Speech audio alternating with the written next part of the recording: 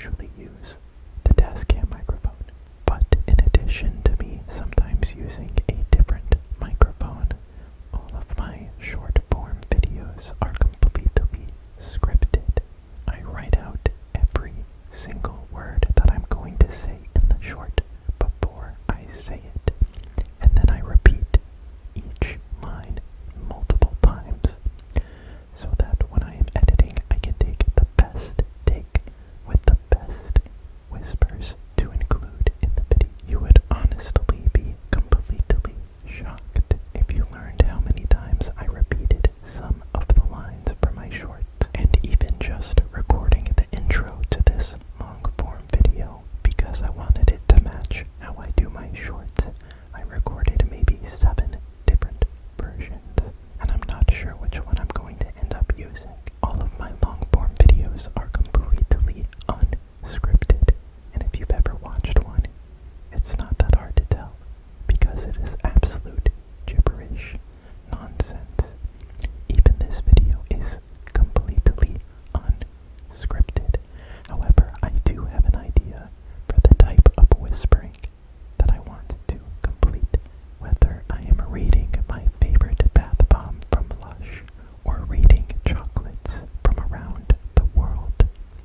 My YouTube shorts have turned into something that I like to take a lot of time to make sure that I am getting it exactly right from start to finish. A lot of the time when I'm finished editing my long form videos, I feel as though I don't have enough time to properly go back and watch the video from start to finish and make minor edits to make sure that there is nothing left in that shouldn't be there, or giving me more time to just make the video a little bit better.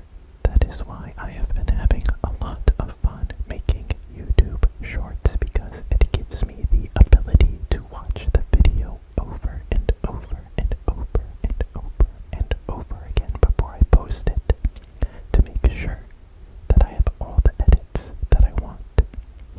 Because if a video is going to get thousands of views, I should watch it myself at least 20, 30, 40, 50 times maybe, just to make sure that it is exactly how I want it. When I'm uploading an ASMR video that is over 1 hour long, especially sound videos, whisper videos are a lot easier because there's only one thing to focus on in the editing, and it is a completely linear video, completely linear from start to finish. It is on the exact timeline. It is on the same timeline for the entire video. Whereas videos with only object sounds like tapping and stuff like that are not edited in a linear order. I just try to take the best sounds and spread them around the video and make it satisfying with a good variety of sounds. However, like I said, once I have the video put together to my liking, there's not much time to complete, edit, review, and to just take a little bit extra steps, some extra steps to make sure it is the best possible, the best, absolute top, best possible video. However, right now I don't feel as though I am giving you the proper YouTube short whisper experience. I rated every single bath bomb in the entire world to tell you which one is best. Here are the results. I broke into Lush in the middle of the night and stole every single one of their bath bombs. Here's what happened. I brought my own bathtub to Lush so I could test bath bombs for myself before I take them home. They kicked me out of the store, but it was worth it. I purchased a small plot of land near my hometown and built a warehouse on it. In that warehouse, I built an exact 1-to-1 scale model of a Lush cosmetics store. I then spent the next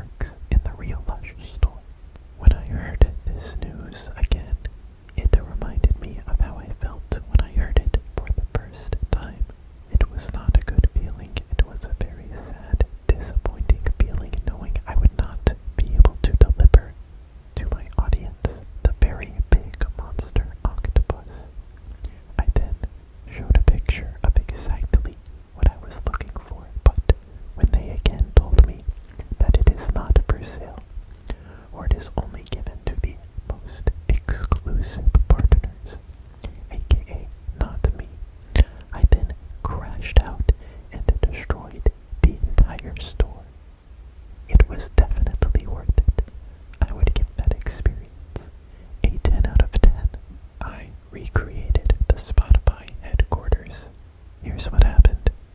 On my new plot of land that I built, I decided to make a one-to-one exact replica of the Spotify headquarters so that I could give them a piece of my mind. I hired a former WWE wrestler to play the part of Spotify's CEO so that I would have the chance to body slam them if given the opportunity. To help make it even more realistic, I hired actors to play the front desk receptionist as well as security surrounding the offices.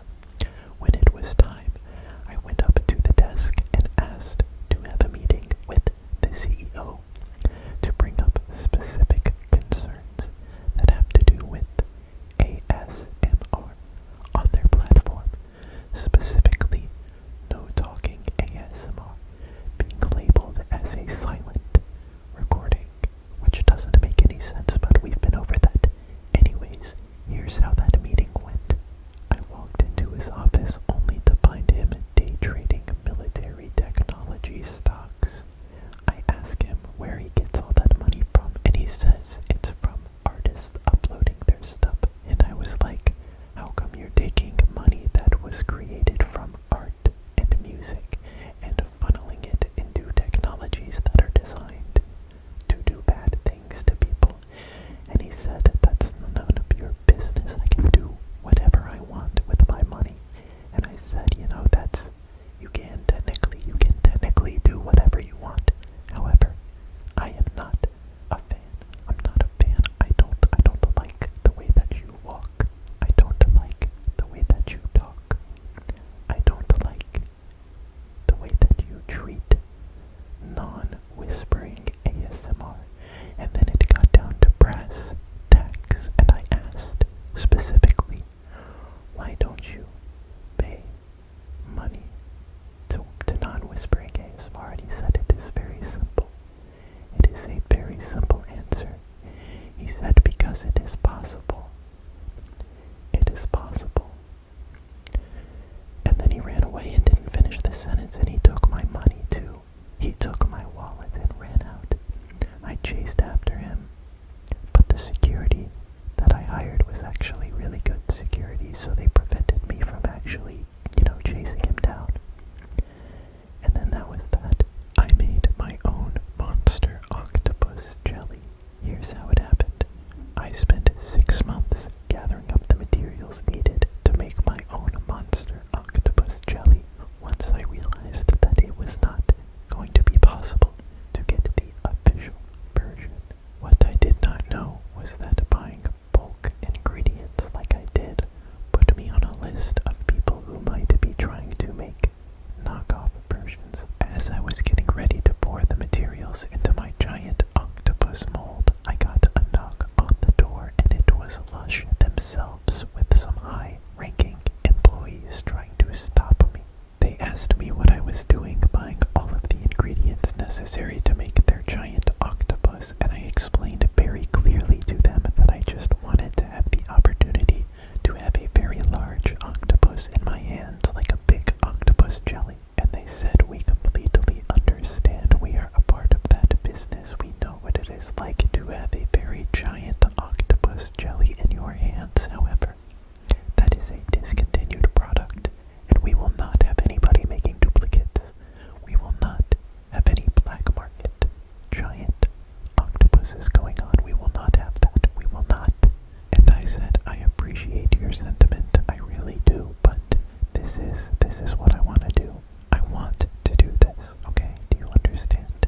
And they said yes, but it is from the directive of our company that we tell you to stop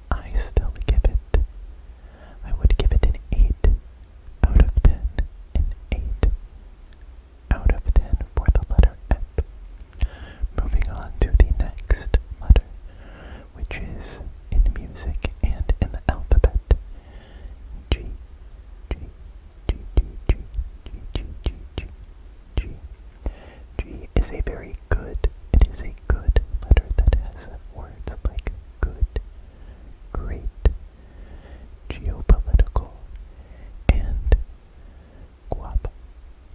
For that reason, I will give the letter G a 6, a 6, a 6 out of 10.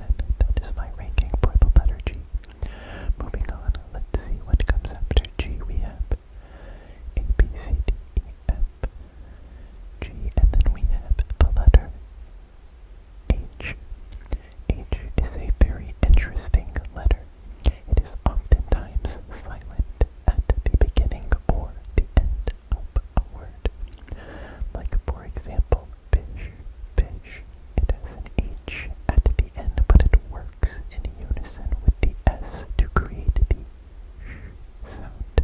It is used at the beginning of many words like house or horse or horseshoe, but it has limited practical use. Like if you get to the letter H in a game of Scrabble, you probably will get a lot of points because it has 4 points, I think, on a Scrabble board, but it might be difficult to actually put that H into play where it makes sense. But where it does make sense, it works very well. For that reason, I am giving the letter H a 6 out of 10. Out of 10. The letter I is another vowel that is extremely useful and almost completely necessary when forming any sentence. Although I don't know if I used the letter I in that previous sentence, but the point still stands. It is an extremely versatile letter.